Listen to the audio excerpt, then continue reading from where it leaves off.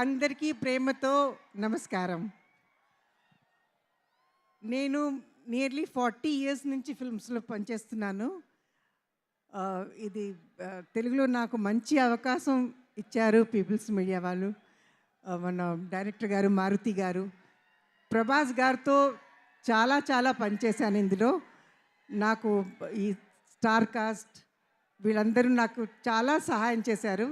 దానికి నా తరపు నుంచి చాలా చాలా థ్యాంక్స్.